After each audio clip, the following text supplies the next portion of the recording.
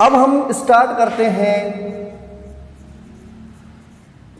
एकक कोष्ठिका के पैरामीटर्स। एकक कोष्ठिका के पैरामीटर। देखिए, ये एकक कोष्ठिका है हमारी।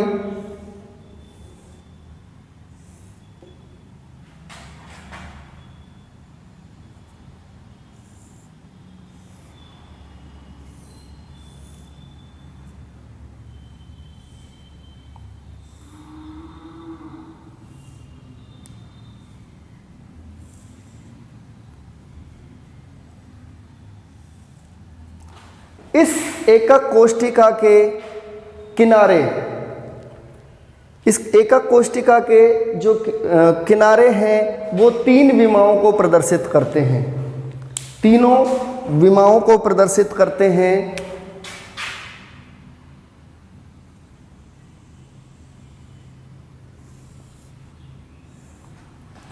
ये तीनों ए, बी और सी से प्रदर्शित किए जाते हैं। इन विमाओं को कहा जाता है अक्षीय दूरियां।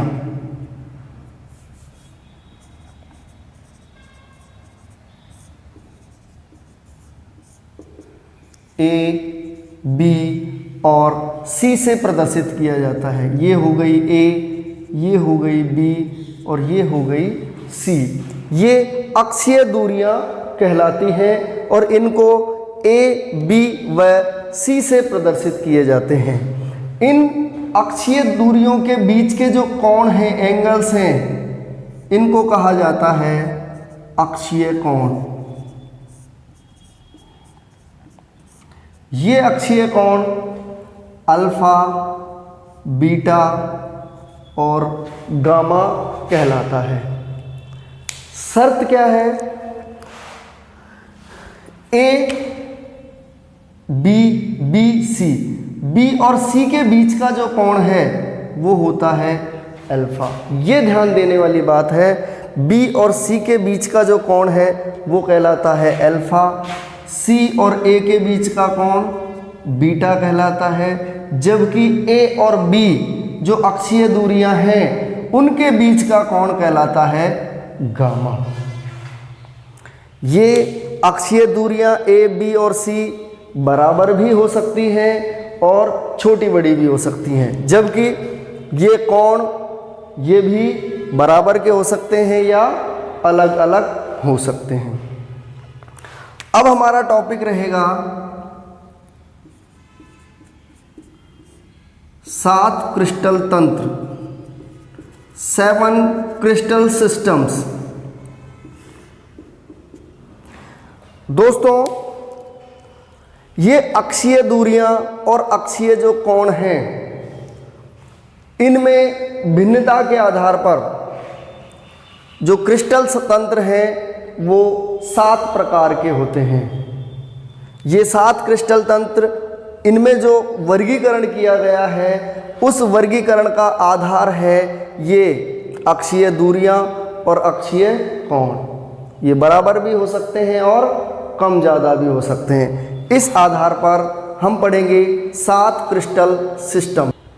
दोस्तों, 7 क्रिस्टल सिस्टम को इस क्रम में आपको याद करना है। CTOR,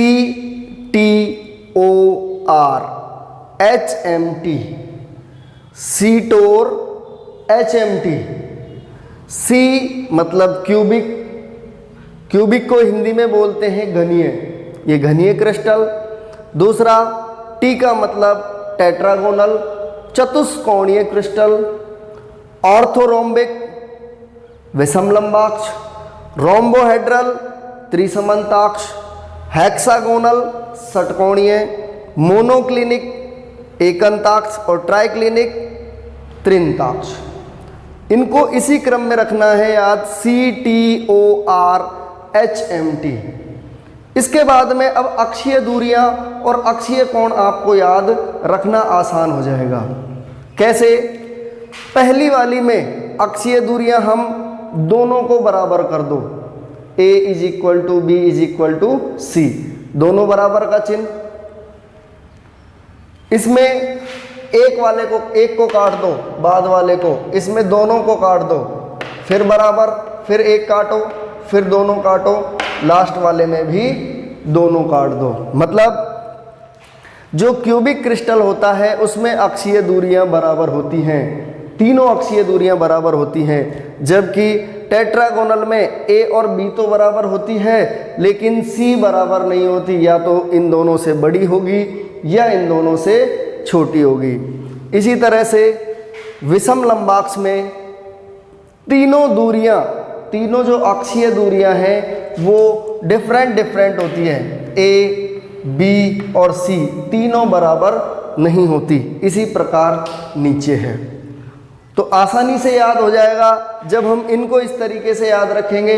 पहले दोनों को बराबर करो, फिर बाद वाले को काटो, फिर दोनों को काटो, फिर बराबर करो, फिर एक काटो, फिर दोनों को काटो, लास्ट वाले में भी दोनों को काट दो।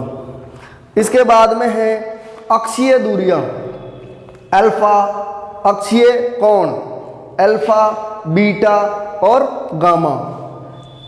फर्स्ट में जो तीन हैं, तीन के लिए अल्फा, बीटा और गामा बराबर करना है और वो करने हैं 90 डिग्री के बराबर। यानी तीनों में कौन कौन से, क्यूबिक, टेट्रागोनल और ऑर्थोरोम्बिक, तीनों में अल्फा, बीटा और गामा का मान बराबर रहेगा और वो कितना रहेगा, 90 डिग्री के, तीनों की तीनों 90 डिग्री के होंगे। जबकि रोम्बोहेड्रल यानी चौथे वाले में तीनों बराबर तो होंगे लेकिन वो 90 डिग्री के नहीं होंगे, या तो 90 से कम के होंगे या 90 से ज़्यादा के होंगे। अगले में आपको पांचवा छठा ये याद रखना है, इसमें अल्फा बीटा तो होंगे 90 डिग्री के, जबकि गामा कितने का होगा, 120 डिग्री का। अल्फा बीटा 90 और गामा 120। इसमें थोड़ा सा ध्यान रखना है, अल्फा और गामा, अल्फा और गामा तो 90 डिग्री के हैं, जबकि बीटा कितना है, 90 का नहीं होगा, 90 से कम ज़्यादा हो सकता है। अल्फा और गामा, इसमें अल्फा और बीटा थे 90 के, इसमें अल्फा और गामा 90 के हैं, बीटा 90 का नहीं होगा। और लास्ट वाला जो है ट्राइक्लिनिक, इसमें अल्फा, बीटा, गामा तीनों अलग अलग हैं और तीनों 90 डिग्री के नहीं हैं। इसके बाद अगर देखी जाए, चूँकि हमने पढ़ा था पिछले वीडियो में कि दो प्रकार के क्रिस्टल जालक पढ़े थे, एक सरल या आध्य प्रकार के और दूसरे केंद्रित। केंद्रित को भी हमने तीन भागों में बांटा था, बीसीसी, एफसीसी और ईसीसी, काय केंद्रित, फलक केंद्रित और अंतः केंद्रित। तो उस आधार पर ये जो क्यूबिक क्रिस्टल हैं, ये क्यूबिक क्रिस्टल तीन प्रकारों में मिलते हैं।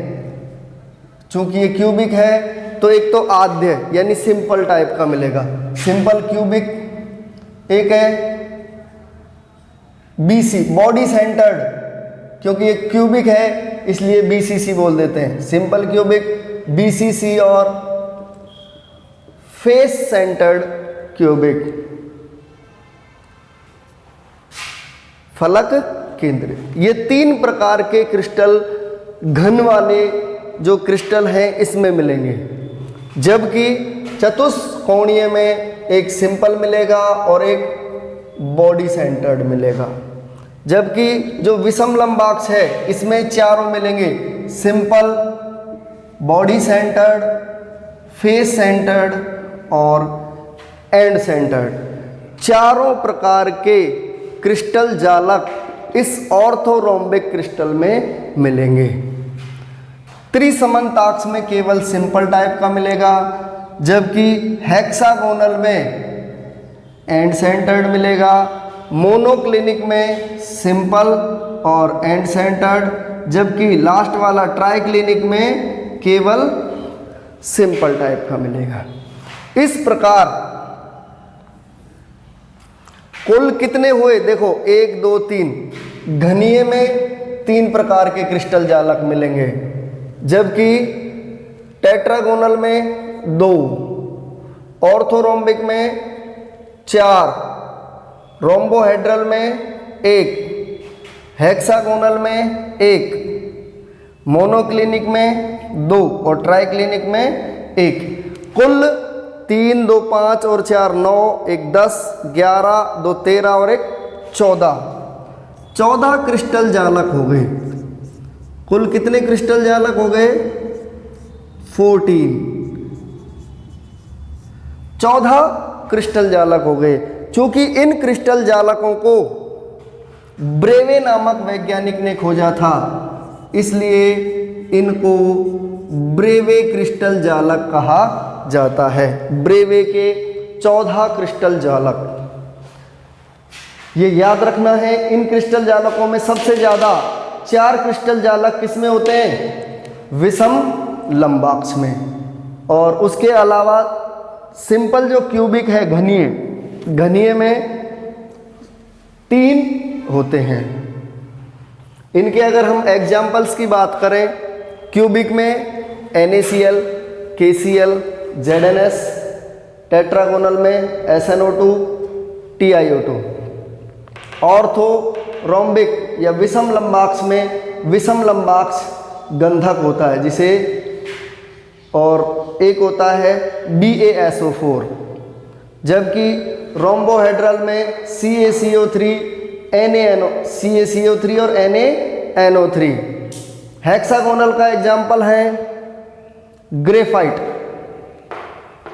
मोनोक्लिनिक एकंताक्ष गंधक, जबकि ट्राइक्लिनिक त्रिंताक्ष। देखिए, सम्मिति के आधार पर अगर इनको देखें तो सबसे ज़्यादा सम्मित कौन सा क्रिस्टल है? Cubic crystal. क्यूबिक क्रिस्टल सबसे अधिक सम्मित है। क्यों? क्योंकि इसकी अक्षीय दूरियां यानी इनके जो किनारों की लंबाई है वो भी बराबर है, और इनके जो एंगल हैं वो भी सबके कितने हैं? 90 डिग्री। तो हम इनको किसी भी प्लेन से काटें तो हमें 2 बराबर भाग मिल जाते हैं, इसलिए ये सबसे ज़्यादा सम्मित होता है। जबकि सबसे अधिक असम्मित ट्राइक्लिनिक त्रिंताक्ष होगा, क्योंकि ना तो इसमें अक्षीय दूरियां बराबर हैं और ना ही अक्षीय कोण बराबर है। इनकी अक्षीय दूरी और अक्षीय कोण में से एक क्वेश्चन 100% पूछा जाता है कि क्वेश्चन आ जाएगा रोम्बोहेड्रल में अक्षीय दूरियों के बारे में लिखिए, कितनी कितनी होती है, क्या संबंध होता है। तो इसकी अक्षीय दूरियां बराबर होती हैं। अक्षीय कोण बताइए कितना होता है कि रोम्बोहेड्रल में अल्फा, बीटा और गामा बराबर होते हैं, लेकिन वो 90 डिग्री के नहीं होते हैं। तो इस तरह से आप इस सारणी को अगर याद कर लेंगे तो आपका एक क्वेश्चन बोर्ड के लिए तैयार हो जाएगा। इनको हम डायग्राम के द्वारा भी समझा सकते हैं। फ्रेंड्स देखिए, अब हम आपको इन 7 क्रिस्टल सिस्टम्स को डायग्राम की सहायता से समझाने का प्रयास करते हैं। क्यूबिक क्रिस्टल में ये जो अक्षीय दूरियां हैं A, B और C, तीनों की दूरियां बराबर होती हैं। ये भी सेम है, ये भी सेम है और ये भी सेम है। और इनके बीच का जो एंगल है ये अल्फा और ये बीटा और ये गामा, ये तीनों भी 90 डिग्री के होते हैं। इसको आप कोई एक बॉक्स लेके आप आसानी से समझ सकते हो। दूसरा है टेट्रागोनल। टेट्रागोनल की खास बात क्या है कि इसमें ये जो A और B ये तो बराबर की है, जबकि ये C है, इसकी लेंथ या तो थोड़ी छोटी है या बड़ी रहती है। और जबकि इसके भी जो एंगल हैं अल्फा, बीटा और गामा, ये भी 90 डिग्री के होते हैं। हम ऐसे बॉक्स की कल्पना कर सकते हैं जिसकी 2 भुजाएं बराबर हों और एक भुजा छोटी हो या बड़ी हो।